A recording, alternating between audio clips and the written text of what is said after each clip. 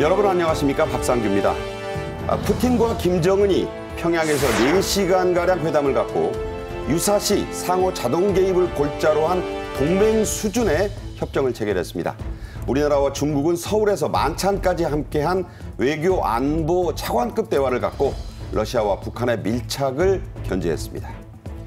윤석열 대통령이 인구 국가 비상사태를 선언했습니다. 육아휴직급여를 최대 250만 원까지 올리고 출산 가구에는 주택특별공급을 또 해서 2030년까지 합계 출산율을 1.0까지 끌어올리겠다고 밝혔습니다.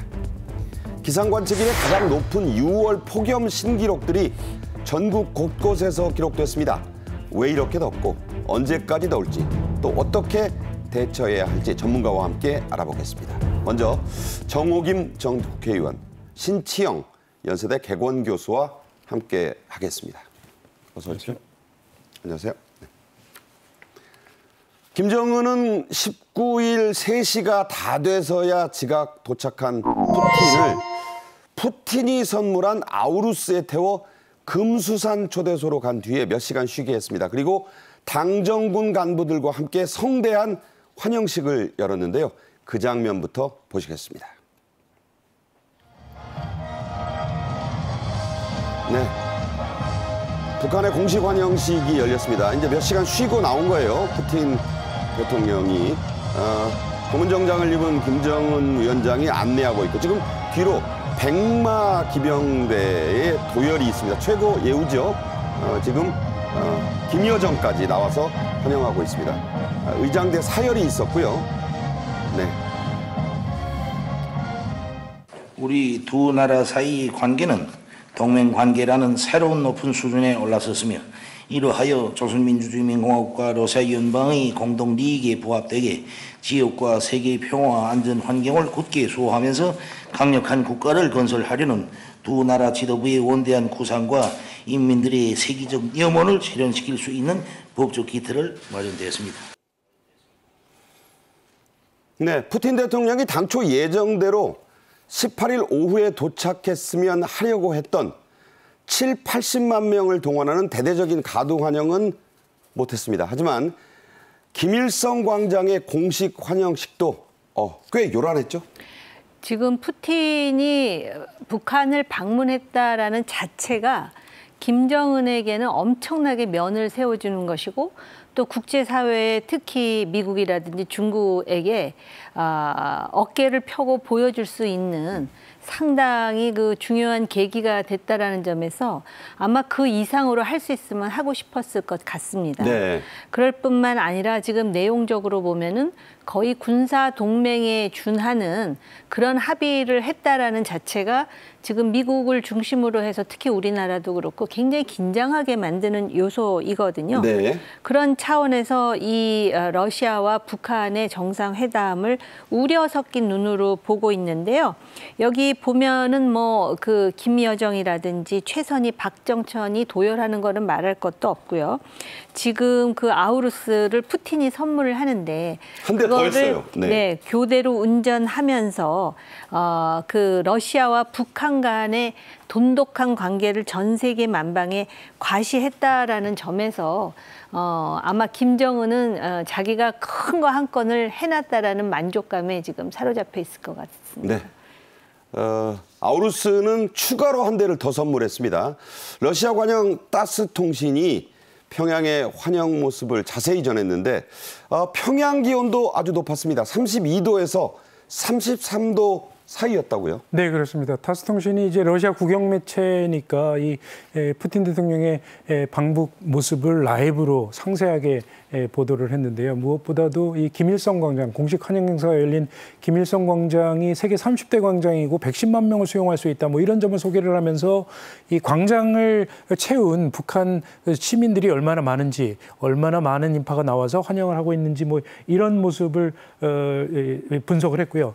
이 광장 곳곳에 뭐 북한 인공기랄지 러시아 국기 푸틴 대통령의 초상화 뭐 이런 모습을 전하면서 상당히 상세히 보도를 했습니다. 그러니까 푸틴 김정은 초상화를 기자가 아마 3본 모양이에요. 네, 그렇습니다. 물어도 보고 네. 300~400개는 나붙은 것 같다. 네, 그러면서 상당히 이 북한이 이 푸틴 대통령을 얼마나 열렬하게 환영하는지 뭐 이런 모습을 상당히 상세하게 전했는데 지금 저희도 이제 6월에 벌써 이렇게 폭염이어서 상당히 더운데 북한도 지금 상당히 더운 모양입니다. 저 북한 어린이들 반팔 입고 나왔잖아요. 네, 평양이 지금 한 30도 정도 되는데 지금 저 공식 행사가 열린 정오쯤이 한 33도 정도까지 올라가서 지금 북한의 이 환영 행사에 나온 주민들도 상당히 더워서 뭐 양산을 쓴다든가 그늘로 모여든다든가 뭐 이렇다고 하는데 그래서 원래는 저 환영 행사에서 김정은 위원장하고 푸틴 대통령이 이 저 거리에 서서 좀 담소를 나누는 이런 행사가 계획이 돼 있었던 모양입니다. 네. 그런데 너무 더워서 그 행사를 취소가 된 걸로 이렇게 알려져 있습니다. 네,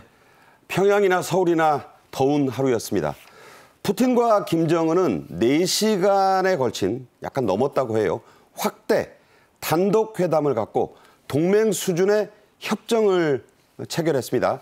1961년에 이른바 조소 동맹에 근접한다. 이런 평가가 나옵니다. 1961년에 구소련과 북한 간의 조소 우호 협조 및 상호 원조에 관한 조약을 체결했어요. 이게 이제 동맹입니다. 그래서 유사시 자동 개입의 근거가 됐었거든요.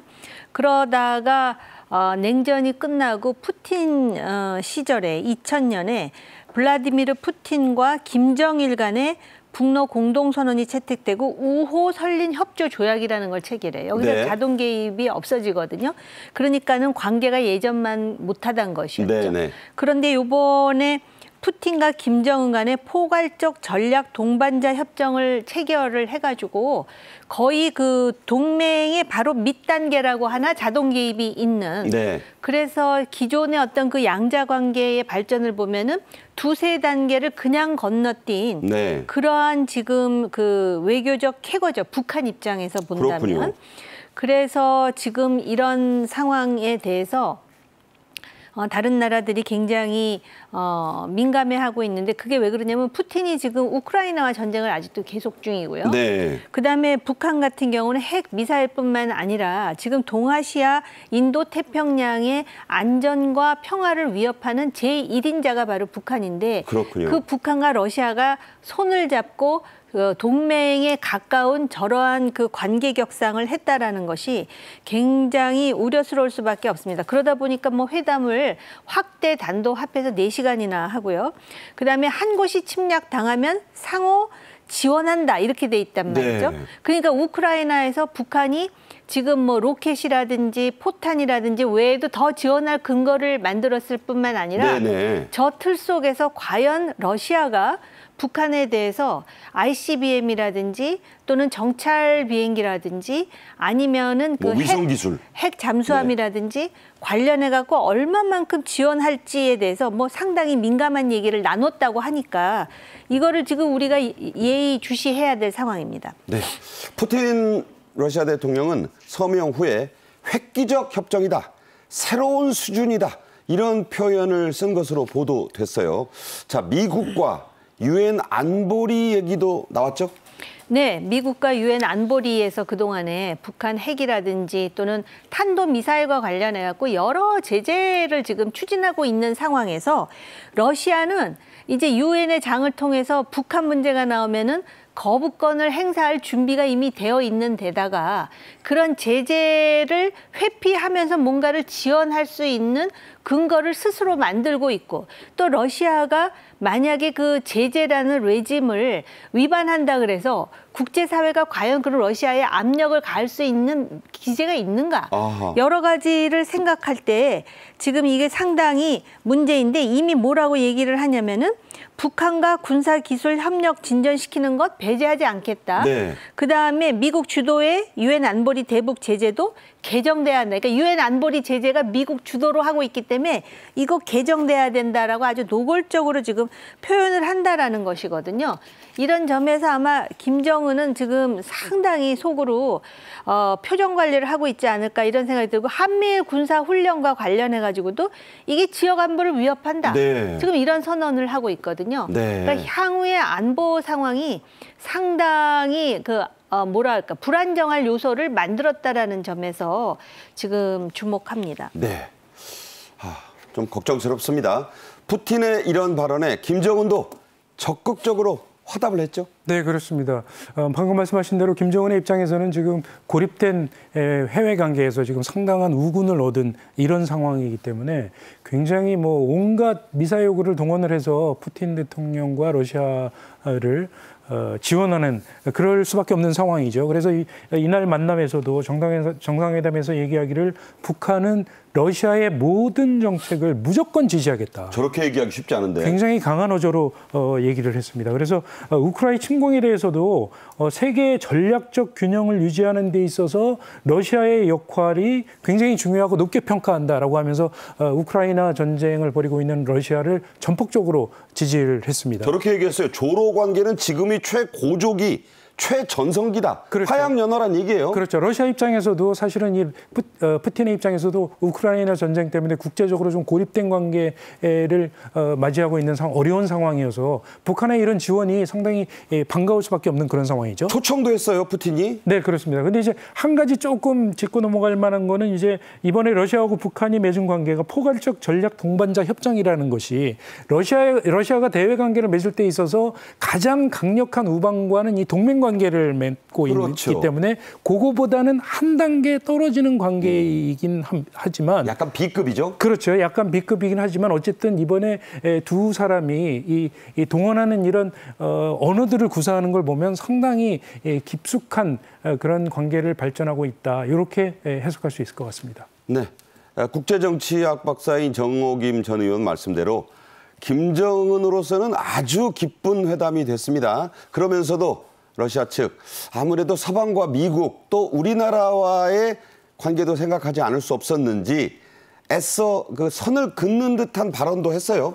지금 미국을 의식하는 거죠. 지금 전 세계적으로 나름대로 패를 두고 있으면서 미국을 자극하는 것에 대한 그 미국이 명분을 가질 만한 그런 일에 대해서는 외교적으로 이제 축소하려는 듯한, 그런데 이게 큰 의미는 없습니다. 뭐라 그러냐면은 현재 세계의 지정학적 상황을 고려할 것. 애매모호하네요. 그런 추상적인 지금 지 스스로 우크라이나하고 지금 전쟁을 벌이고 있으면서 그다음에 국제법의 모든 원칙을 따르겠다.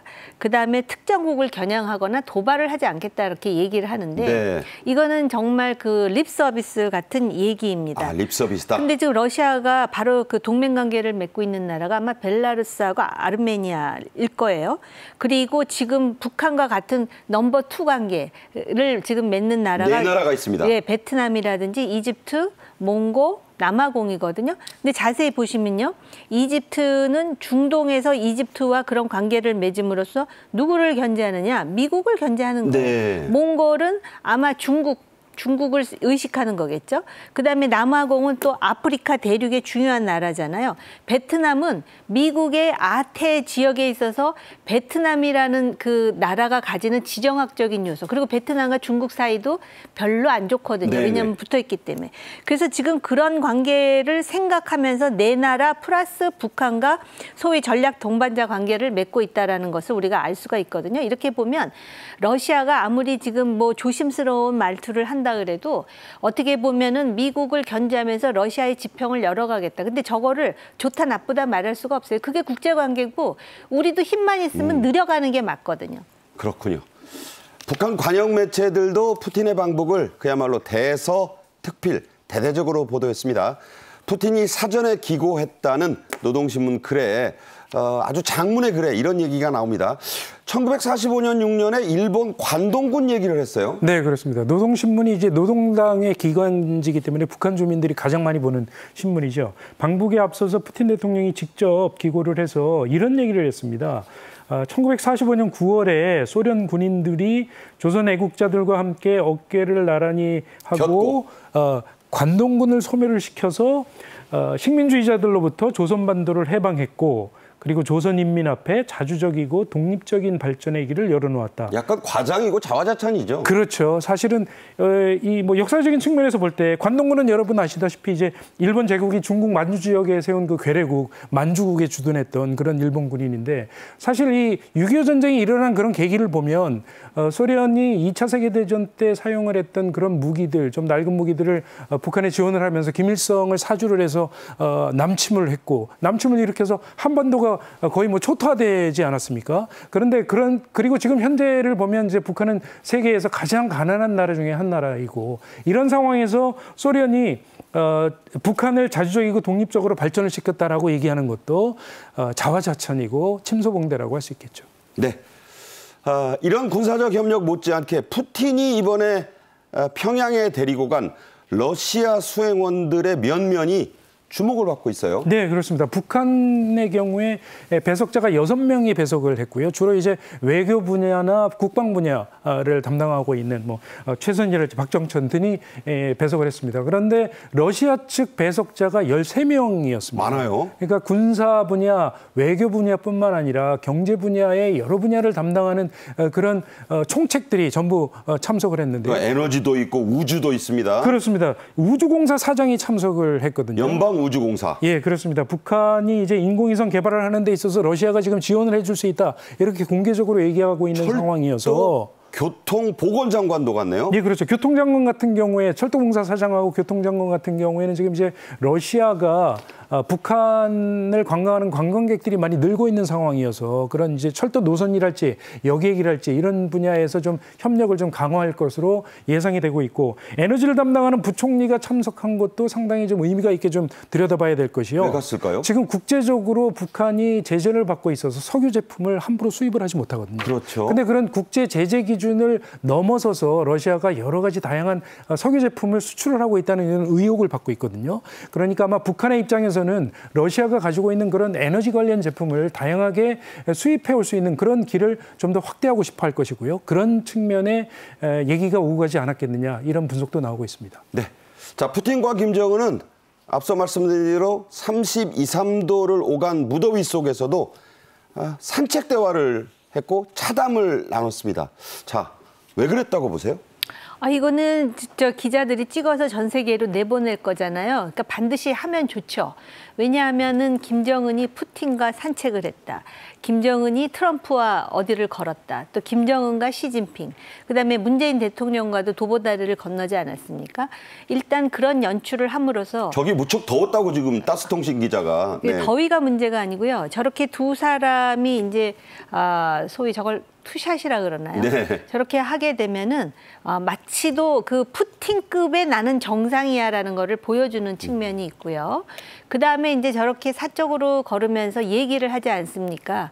그러면은 좀 아쉬운 소리를 좀 그 뭐라 그럴까? 친밀한 그런 분위기 속에 살 수 있겠죠. 푸틴 같은 경우는 야, 그래도 그 우크라이나에 보내줘갖고 상당히 도움이 됐다라든지 또 김정은 입장에서는 아까 말씀하신 정찰 위성이라든지 뭐 관련해가지고 좀 더 얘기가 나왔을 가능성이 있죠. 아마 어떻게 보면은 중국 얘기를 했을 수도 있고요. 그렇군요. 예, 그런 얘기를 하고 저런 장면을 찍는 거를 김정은이 상당히 즐겨하고 있다라는 생각이 들어요. 네.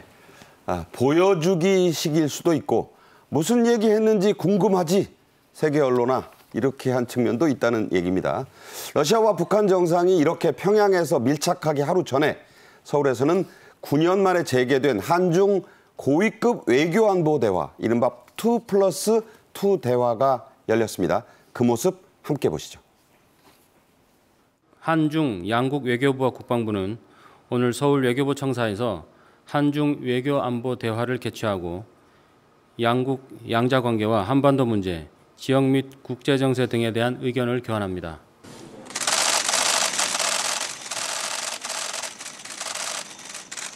네. 자, 이렇게 만난 것 못지않게 또 이게 이제 차관급으로 격상한 거는 9년 만의 일입니다. 그래서 만찬까지 함께 했다니까 분위기가 좋았다는 얘기예요. 자, 국장급으로 2번 열리다가 그나마 중단됐던 이 한중 외교 안보 대화가 말씀드린 대로 9년 만에 하나는 차관급, 하나는 국장급. 격상이 됐죠. 업그레이드 된 겁니다. 열렸습니다.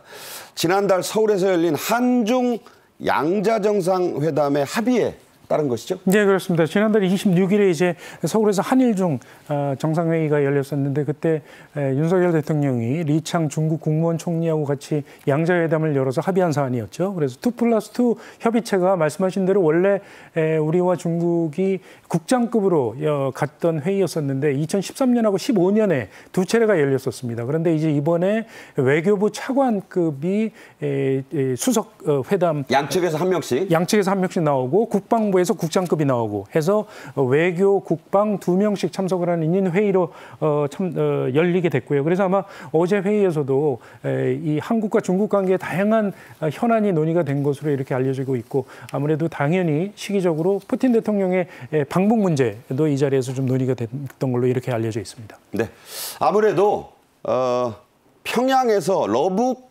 정상회담이 열리기 하루 전이라 이에 관한 얘기가 역시 주 화제가 될 수밖에 없었죠? 네, 근데 타이밍은 참 좋았던 것 같아요. 왜냐하면 러시아하고 북한이 정상회담을 하는데 고위급 안보 협의가 한중간에 하루 전에 열렸던 것 아니겠습니까? 그렇죠. 그러다 보면은 그 내용에 그런 그 러시아와 북한 간의 정상회담 얘기가 많이 안 들어있다 하더라도 뭔가 중국과 우리가 대화를 함으로써 저런 양자 간의 정상회담을 견제하는 듯한 그 내용이 구체적으로 나왔을 거라고 저는 개인적으로 생각하지 않습니다만은 네.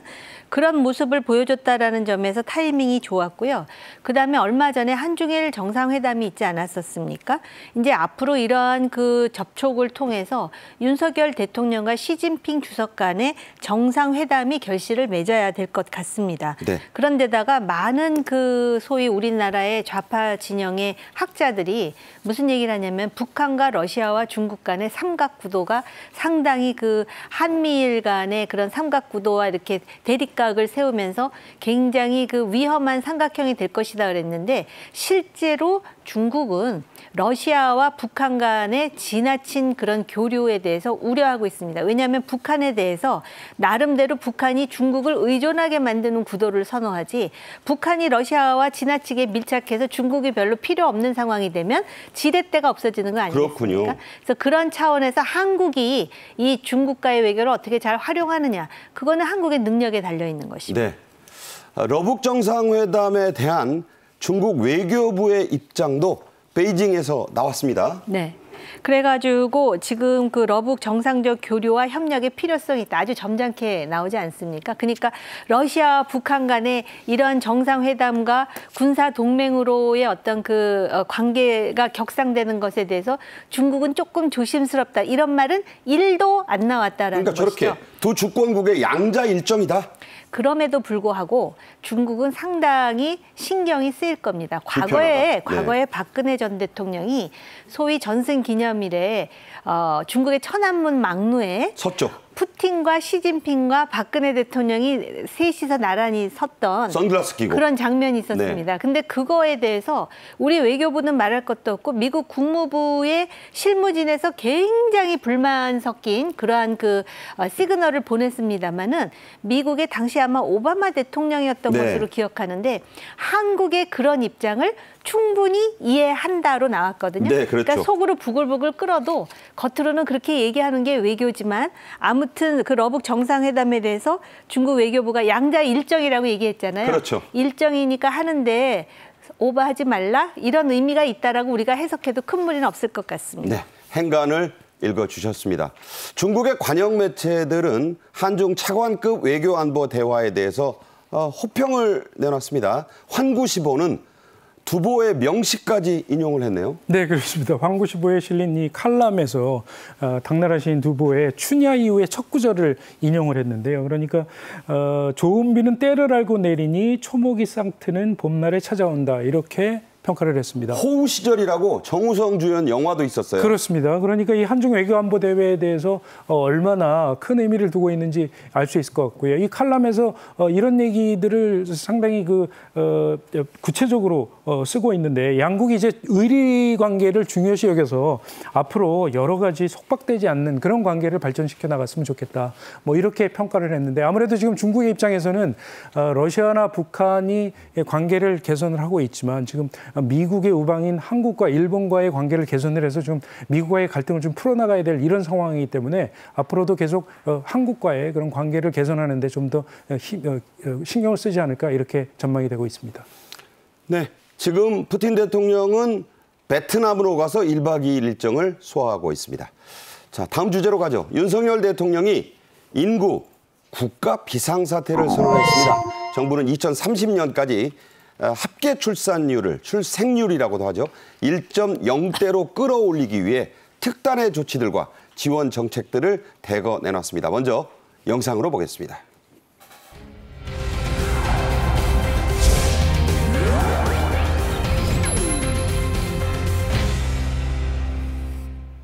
저는 오늘 인구 국가 비상사태를 선언하고 저출생 문제를 극복하는 그날까지 범국가적 총력 대응 체계를 가동할 것입니다.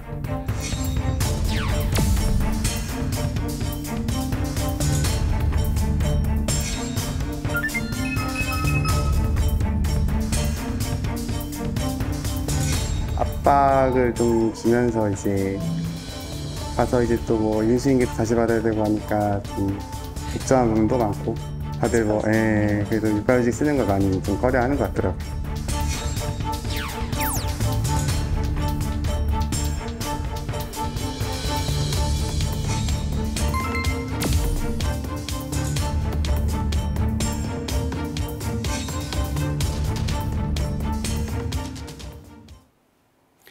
윤 대통령이 직접 위원장을 맡고 있는 저출산 고령사회위원회를 19일 주재했는데요. 인구 국가 비상사태를 선언했습니다. 직접 그 주요 대목 들어보겠습니다. 저는 오늘 인구 국가 비상사태를 선언하고 저출생 문제를 극복하는 그날까지 범국가적 총력 대응 체계를 가동할 것입니다. 지난 16년간 280조에 이르는 예산을 투입했습니다. 그럼에도 출산율은 매년 역대 최저 기록을 갱신하고 있습니다. 이제 국가 총력전을 벌여서 암울한 미래를 희망차게 바꿔야 합니다. 과거 경제기획원처럼 인구전략기획부에 저출생 예산에 대한 사전 심의권을 부여하고 인구정책 기획, 평가, 조정 기능과 함께 지자체 사업에 대한 사전 협의권을 부여해서 강력한 컨트롤 타워 역할을 수행할 수 있도록 하겠습니다. 저출생 문제를 극복하는 그날까지 범국가적 총력 대응 체계를 가동할 것입니다. 네, 우리 출생률이 대체 어느 정도까지 왔길래 인구 국가 비상사태까지 선포된 건지 참 궁금하네요. 네, 정말 심각합니다. 근데 지금 예를 들어서 뭐 갑자기 지진이 났거나 그러면은 우리가 막 느끼잖아요.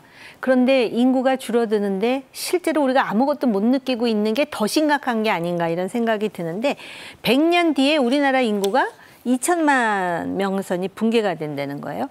그리고 2054년에는 매해 그 1%씩 감소해가지고 30년 후에 인구 성장률이 마이너스 1%가 된다라는 것입니다. 그렇게 되면은 이제 사망자가 신생아보다 6배가 되는 그런 상황이 된다라는 거예요. 그래서 외국 학자들이 오히려 우리나라를 보고 한국 이제 망했다라는 소리 들으면 가슴이 철렁 내려앉는 것이죠. 자, 그래서 정부는 출산율 증가에는 엄마 못지않게 아빠들의 역할이 필수적이라고 보고 있습니다. 그래서 이번에 내놓은 게 육아휴직 급여의 대폭 인상이죠? 네, 그렇습니다. 이제 육아휴직을 가면 고용보건기금을 통해서 이제 통상임금의 80%까지 이렇게 지급을 하도록 돼 있는데 그 상한선이 지금 150만 원으로 묶여 있어서 최저임금 200만 원에도 못 미치는 상황입니다. 그러니까 남성의 경우에는 여성보다 이 소득이 높으니까 육아휴직을 잘 안 가거든요. 그래서 우리나라가 지금 현재 남성의 육아휴직 비율이 6.8%밖에 안 됩니다. 그래서 윤 대통령은 이 6.8%를 한 50% 수준까지 높여야 되겠다 이런 목표를 세우고 있고요. 그 대표적인 정책으로 이제 이 육아휴직 급여를 좀 인상하겠다. 이렇게 발표가 됐습니다. 그래서 지금 150만 원의 상한을 250만 원까지 높이기로 했고요. 또 하나는 이제 육아휴직 급여 중에 사후지급금이라는 게 있습니다. 그러니까 육아휴직을 끝내고 복직을 해서 6개월을 다니고 나면 한 25% 정도를 그때 가서 지급을 하고 있는데 이것도 폐지하기로 했고 매월 이렇게 그대로 정상적으로 지급을 하기로 했고요. 이런 정책을 통해서 육아휴직 급여가 좀 개선이 되면 남성들의 육아휴직 비율도 상당히 좀 개선되지 않을까 이렇게 좀 기대가 되고 있습니다. 네, 결혼과 출산의 또 다른 큰 걸림돌은 아이를 낳고 기를 수 있는 편하고 좀 큰 집입니다. 정부는 이에 대한 특별 대책들도 이번에 많이 내놨죠? 네, 그렇습니다. 이 사실은 주거지원 같은 경우에 첫째는 이제 신혼부부랄지 아이를 낳는 가정이 이 집을 구할 때 대출도 쉽게 받을 수 있도록 해줘야 될 것이고 또 살 수 있는 집을 쉽게 청약할 수 있는 이런 정책도 필요한데 올 1월부터 이제 수도권에서 전용 면적 85제곱미터 그러니까 우리가 보통 33평, 9평이라고 얘기를 하죠. 9억 원 이하의 주택을 구입을 하면은 5억 원까지 최저 1%대 금리로 빌려줍니다. 그런데 이게 부부가 합쳐서 소득이 1억 5천만 원 이하인 경우에만 대출을 받을 수 있거든요. 그런데 이걸 좀 현실화시켜서 한 2억하고 내년에는 2억 5천만까지 3년간은 이렇게 좀 한시적으로 높여서 좀 대출을 좀 늘리기로 했고요. 그다음에 집도 좀 쉽게 분양받을 수 있도록 해서 아이를 낳는 가정이 우선적으로 집을 공급받을 수 있는 그런 아파트를 지금 현재 7만 채, 연간 네. 7만 채 정도 되는데 요거를 12만 채까지 늘리기로 했습니다. 그러니까 특공이라고 하는 특별공제 이 주택 공급도 아이를 낳을 때마다 혜택을 줄 수 있다. 이런 방안도 추진한다는 겁니다. 중요한 거죠. 난임으로 고통받는 부부들에 대한 희소식들도 이번 대책에 많이 들어있네요. 네, 그래서 정자와 난자 동결비를 지원한다 이런 걸 신설을 하고요. 그다음에 난임 시술 지원을 출산당 25회로 이렇게 늘렸습니다. 그 난임 휴가도 지금 원래 3일인데 6일로 지금 확대를 하고 그다음에 자연분만뿐만 아니라 이제 제왕절개도 무료로 해가지고 비용 부담을 줄였거든요. 그리고 이 약제 중에 비급여를 지금 이제 급여화 시킨다라는 거거든요.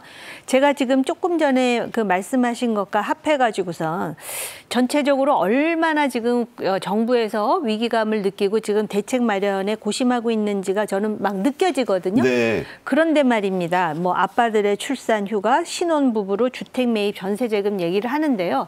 우리나라가 이미 여성들의 의식이 굉장히 서구화돼 있어요. 네. 그러니까 서구의 상황을 좀 한번 고려해 볼 필요가 있어요. 그러다 보면은 요즘 여성들 중에 말입니다. 결혼은 별로 하고 싶지 않은데 아이는 낳아서 키우고 싶다라고 생각하는 사람들이 있어요. 의식 구조가 있죠. 완전히 달라졌어요. 근데 지금 이 대책은 뭐냐면 결혼을 해서 남편이 있고 그 남편이 뭐 출산 휴가도 받고 그런데 여성들은 이미 남자는 필요 없는데 애는 낳고 싶다. 근데 정말 중요한 건 애잖아요. 애 출생률. 그러면 다양한 가족 관계를 인정하면서 이걸 정책으로 실현해야 되는데 이건 너무 좀 이런 부분에서 의식이 좀 너무 이렇게 20세기적이라고나 할까? 어쨌든 아이를 많이 해서 그거를 국가가 키워주고 그래서 그 아이가 미래의 새싹이 되고 대한민국의 토대가 돼야 된다는 관념 아닙니까? 네. 그런 차원에서 한 말씀 드렸습니다. 네, 다양한 가족 관계를 좀 고려하는 대책도 나왔으면 좋겠다는 말씀이었어요. 자, 이런 인구절벽 시기에 다둥이를 낳아 키우는 사람은 애국자다. 이런 말까지 있습니다. 6남매를 낳은 다둥이 아빠의 소감을 직접 들어보시죠. 6자녀를 키운다는 거는 사실 제가 먹는 밥상에 수저 하나만 더 얹으면 함께 할 수 있다. 집에 와서는 이게 이제 제도가 잘 돼 있어서 일가정 양립제도 이런 걸 사용해서 같이 양육을 할 수 있어서 큰 문제가 없는데 힘들어도 참을 수 있다. 힘들어도 너희들 보면서 이겨낼 수 있다. 서로 그런 에너지를 주고받으면서 집에서는 듬직한 아빠의 모습, 임무수행을 하고 있는 것 같습니다. 네, 이런 다둥이 부모님들을 위한, 엄마 아빠를 위한 지원 정책들은 어떤 게 이번에 나왔나요? 예, 저 다둥이들 정말 애국자입니다. 이런 저출생 때에 세 자녀 이상 낳는 이런 부모들은 전폭적으로 국가가 지원을 해줄 수밖에 없는 그런 상황이죠. 세 자녀 이상 다둥이 가정의 경우에는 우선적으로 대학 등록금을 전액 면제하는 이런 방안도 좀 검토하기로 했고요. 그다음에 뭐 여러 가지 바우처를 지원을 해서 육아 비용도 대폭적으로 줄일 수 있도록 이런 여러 가지 정책이 같이 발표가 됐습니다. 쌍둥이 200, 삼둥이 300. 그래서 다둥이 임신 바우처를 확대하고요. 서울에는 다둥이 행복카드를 만들고 창원시 같은 경우에는 다둥이 다 함께 키움 수당이 있는데 자세한 내용은 해당 홈페이지에 가시면 더 자세히 보실 수가 있습니다. 정호김 전 국회의원, 신치영 교수와는 여기서 인사드리도록 하겠습니다. 고맙습니다. 네. 6월 19일 기상관측사상 신기록들이 많이 세워졌습니다. 사람 체온보다 기온이 높은 곳들이 속출했는데요. 폭염에 시달린 시민들의 하소연을 모아봤습니다. 얼마 전까지만 해도 안 그랬는데 갑자기 이제 너무 햇살이 좀 뜨겁고 땀도 많이 나고 그렇게 갑자기 막 바뀐 것 같습니다. 주위에 걸어보면은 양산 쓰고 다니시고 물도 챙기시고 하는 사람들 많이 봤습니다. 6월밖에 안 됐는데 그게 화장도 잘 안 하게 되는 날씨가 되고 이제 어디 나갈 때도 물을 항상 가지고 다니게 되는 것 같아요. 이번 주제는 맹소영 기상 칼럼니스트와 함께하겠습니다. 안녕하세요. 네, 안녕하세요. 어우, 덥습니다.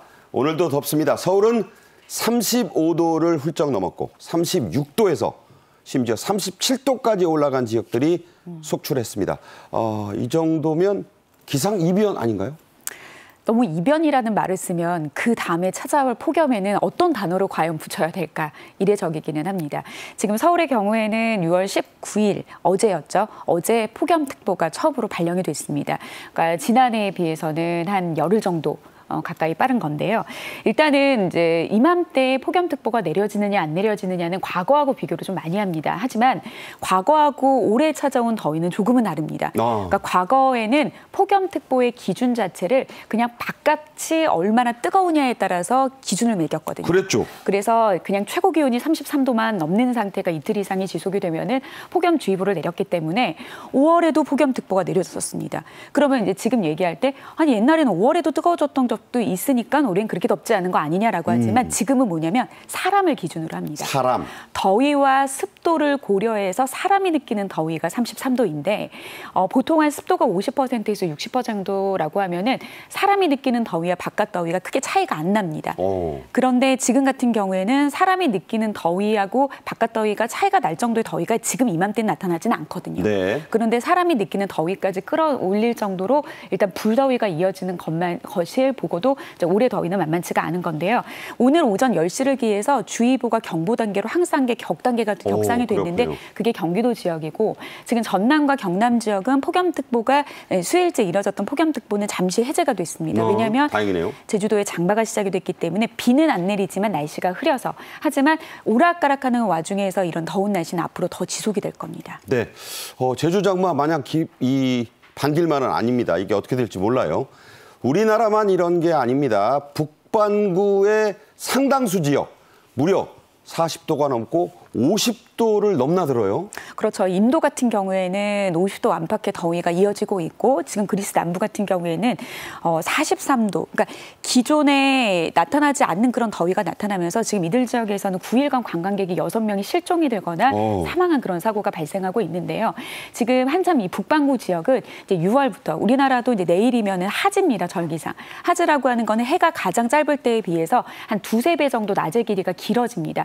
그만큼 낮의 길이가 길어진다라고 하는 것은 일조 시간이 늘어나고 태양으로 받는 에너지가 더 많아지기 때문에 북반구 지역은 이제 지금부터 에너지량이 굉장히 많아집니다. 그렇기 때문에 어떻게 보면 이제 6월과 7월, 8월 이 불볕더위의 시작이라고 볼 수 있는 거겠죠. 네, 맹 대표 말씀하신 대로 지금 제주에서는 장마가 시작이 됐고 비가 꽤 많이 왔습니다. 그렇다고 뭐 이게 마냥 희소식만은 아닌데요. 기상청이 올여름 기온이 평년과 비슷하거나 더 높을 확률을 50%로 봤습니다. 자, 어느 정도를 예측한 건가요, 이게? 비슷하거나 높을 확률이 높다라고 하는 건 그만큼 낮을 확률은 20%로 굉장히 낮다라고 하는 겁니다. 네. 특히 이제 제주도의 장마가 시작이 되면 과거 같은 경우에는 더위하고 비하고는 굉장히 극인 관계인 거죠. 더운 날 비가 와주면 좀 더위가 누그러드는 그런 상황인 건데 이제는 앞으로의 장마의 패턴이 과거 같지가 않습니다. 그러니까 과거에는 굉장히 폭넓은 지역의 정체전선상에서 형성된 비구름이 비를 이제 폭넓은 지역으로 좀 골고루 뿌렸다라고 하면 이제는 같은 제주도이다 하더라도 호우특보와 폭염특보가 동시에 나타날 수 있을 정도로 굉장히 좁은 띠 모양으로. 네, 그래서 그리고 기상청이 앞서 이제 6월과 7월, 8월에 장기 전망을 할 때도 6월과 8월은 상대적으로 기온이 높을 것이라고 보는 반면에 7월은 조금 상대적으로 비슷하거나 높을 확률을 6월과 8월보다 낮게 봤습니다. 네. 그 이유는 장마인 건데요. 그거는 덥지 않다라고 하는 것보다는 비로 인해서 폭염의 장기화된 것들이 단속적으로 끊어지는 그냥 효과만 작용하는 것이기 때문에 7월 조금 낮게 본 거일 뿐인 거지. 그렇군요. 비가 잠깐 그친 사이에는 다시 푹푹 찌는 폭염의 더위가 나타날 가능성이 높기 때문에 비와 함께 어떻게 보면 7월은 더 많이 바쁠 수 있습니다. 네. 소위 습식 사우나를 연상하시면 된다는 그런 말도 있어요. 더 짜증이 날 것 같습니다. 윤 대통령도 18일 주재한 국무회의에서 냉방비 지원 등을 더 늘려라 이렇게 지시했습니다. 직접 들어보겠습니다. 폭염은 어르신과 어린이, 소득층과 같은 사회적 약자에게 더욱 가혹한 재난입니다. 쪽방촌, 경로당을 비롯한 취약시설과 취약가구에 대해 냉방비와 냉방용품 지원을 확대하고 농어업인, 건설과 택배 노동자를 비롯하여 야외 활동이 많은 분들에 대한 안전 관리도 강화해 주기 바랍니다. 네. 이 언급대로 취약계층에게 제공하는 에너지 바우처를 확대하고 최대 관심사라 할 수 있죠. 올라간 전기요금을 일부나마 인상을 좀 유예하는 방침도 나왔어요. 맞습니다. 날씨가 춥거나 더우면은 일단 걱정스러운 게 전기 사용입니다. 이제 에너지 관련한 수급에도 이제 비상이 걸린 건데요. 올여름 철저한 전력 수급 관리를 위해서 6월 24일부터 9월 6일 동안 전력 수급 대책 기관을 지정을 해서 수급 대책 상황실을 지금 운영을 하고 있습니다. 일단은 이제 전기요금 인상을 유예하는 방침이 있는데 360만 가구가 이 여름철에 사각지대에 해당되는 취약계층인데 일단 360만 명에 해당되는 가구에게 일단은 인상된 전기료를 한 1년 정도 유예한다라고 정부가 발표를 한 거고요. 2년 정도? 네, 2년 정도. 그리고 취약계층은 130만 가구에게 월 5만 3천 원의 에너지 바우처를 지급을 합니다. 이거는 과거에 비해서 도움이 되겠죠. 그렇죠. 10,000원 정도 인상된 것인데 그리고 경로당 특히 이제 연로하신 그런 어르신들 같은 경우에는 이 더위를 피하기 위해서 이 경로당 특히 이제 국가에서 운영비와 난방비를 지원하거나 냉방비를 지원하는 곳들이 이제 모여 있는데 이곳에도 11만 5천 원으로 지원했던 것을 6만 원을 더 이제 높여서 17만 5천 원을 지원을 해준다고 하고 있고요. 그리고 농업인 현장 근로자 취약계층을 위해서는 이제는 119 폭염 구조대 구급대 이름이 좋아요. 119 폭염 구급대를 이제 운영을 한다라는 것도 과거하고 보여지지 않은 그런 이제 대응 상황인데 일단은 이제 이렇게 정부에서 어느 정도 취약계층을 지원하는 것도 굉장히 중요한 문제기는 하지만 앞으로는 우리가 이렇게 늘어나는 에너지를 전기 에너지를 어떤 식으로 수급을 할 것에 대한 본질적인 부분들도 고민을 할 필요가 있습니다. 네, 이렇게 날씨가 무덥다 보니까 이른바 온열 질환자가 크게 늘고 있습니다. 하루 평균 10명 넘게 응급실로 가고 있다고 하네요. 맞습니다. 지난 그 6월 달에 지난 5월 20일부터 6월 한 중순이 지나지 않는 약 한 달도 되지 않는 그 사이 안에 발생한 온열 질환 환자 수가 176명이 됩니다. 지난해 같은 기간에 80명 약간 넘었던 기간에 비하면은 올해 6월은 뜨거운 그런 이제 더위로 인해서 거의 2배 이상 늘어난 그런 상황인 건데요. 많아요, 진짜. 특히 이제 작업 환경에 따라서 특히 야외에서 작업을 하시는 분들의 작업 환경은 아무래도 그냥 땡볕에 그대로 노출이 되어 있기 때문에 중간에 우리가 좀 주의를 한다라고 해도 이들에게는 굉장히 취약한 날씨입니다. 전년도 대비 한 3.2배 정도 증가한 것으로 나타났습니다. 네, 맹 대표가 이제 기상 전문가시니까 이런 시기에 이 온열 질환은 피할 수가 없습니다. 그런데 이렇게 덥다고 또 에어컨 잔뜩 트시면 뭐가 오나요? 냉방병이 올 수 있습니다. 이게 동전의 양면 같은 그런 질환입니다. 자, 어떻게 예방할 수 있고 또 걸리면 할 수 없죠? 대처법이 어떤 게 있는지 소개 부탁드립니다. 일단 이제 바깥 날씨와 실내 온도차는 5도 안팎으로 유지하는 게 굉장히 좋은데 우리가 일단 바깥이 덥다 보니까 실내는 거의 추울 정도로 있거든요. 그래서 보통 보면 뭐 시원하다, 차갑다, 선선하다 정도이지만 덥지 않다라는 수준 안에서의 실내 온도를 좀 조절하시면 좋을 것 같은데 그 실내 온도가 한 22도에서 26도 선이고 습도는 50에서 60% 정도라고 하면은 내가 느끼는 게 실제 관측되는 기온하고 거의 비슷한 수준의 온도라는 점, 이거만 유지만 잘 하신다라고 하면 냉방병에 노출될 가능성은 굉장히 적을 것이고요. 그러니까 차이를 5도 이내로 해라. 5도 이내로. 그렇기 네. 때문에 바깥 온도가 높게 유지가 된다라고 하면 실내 온도를 계속 낮추기 마련인데 어느 정도의 온도 차이의 격차를 좀 유지하는 게 굉장히 좀 중요합니다. 그리고 온열질환 환자 특히 이제 크게 구분해야 될 게 일사병과 열사병입니다. 그게 잘 헷갈려요. 쉽게 말해서 우리가 이제 어른에게 비교하기보다는 우리 어린 아이들이 열이 나면은 굉장히 이제 두렵기 때문에 엄마 같은 경우에는 어린아이가 열이 나지 않도록 하기 위해서 해열제 처방을 하지 않습니까? 그렇죠. 근데 보통 볼 때 저의 노하우입니다만 저는 일단 아이가 열이 나게 되면 사실 해열제는 인위적으로 열을 떨어뜨리기 때문에 아이에게 되게 위험하거든요. 하지 말라고 그러대요. 그렇죠. 네. 그러면 아이의 몸을 만집니다. 몸을 만졌을 때 이 아이가 좀 축축한 그 느낌이 있으면 저는 해열제를 먹이지 않거든요. 그게 일사병이라고 하네요. 맞습니다. 그게 일사병입니다. 해열제를 굳이 먹이지 않아도 자연적으로 떨어지게 되는 게 왜냐하면 몸이 축축하다라고 하는 것은 이 축축한 땀이 결국에는 대기적으로 증발을 하거든요. 근데 증발을 할 때 열이 필요한데 그 열을 체온을 끌어내리기 때문에 자연적으로 열이 내려서 이런 축축한 증상이 나타나면서 지치신 분들은 일사병이어서 쉬고 물 많이 먹고 이온 음료 마시면은 금방 상황이 좋아집니다. 하지만 열사병 같은 경우에는 해열제가 들지 않을 정도로 응급실 행위라고 보시면 네, 되는데 바로 이런 가야 분들은 되네요. 만지면 몸이 건조하고 뜨겁습니다. 그렇기 때문에 이런 분들 특히 온열질환 사망자 같은 경우에는 이 열사병으로 발생되기 때문에 특히 어르신들에게 많이 나타나기 때문에 주변에 좀 관심이 필요한 상황입니다. 냉방병 짧게 좀 대처법 얘기해 주시죠. 냉방병 같은 경우에는 일단은 실내 온도를 22도에서 26도로 좀 유지를 하고 에어컨과 같은 차가운 공기가 좀 직접적으로 좀 닿지 않도록 하는 게 되게 좋을 거고요. 그리고 차가운 그 공기에 몸이 직접적으로 노출되지 않도록 하는 게 가장 좋은 그런 방법이 되겠습니다. 네, 맹소영 기상 칼럼니스트와 함께 말씀 나눴습니다. 잘 들었습니다. 네. 6월 20일 목요일 생방송 정책인 이슈 여기서 모두 마칩니다. 내일도 정책인 이슈는 오후 1시에 생방송되고요. 오전 6시 10분, 오후 5시 반, 11시 10분에 재방송되고 KTV 유튜브로는 언제든 다시 볼 수 있습니다. 오늘도 시청해 주셔서 감사합니다.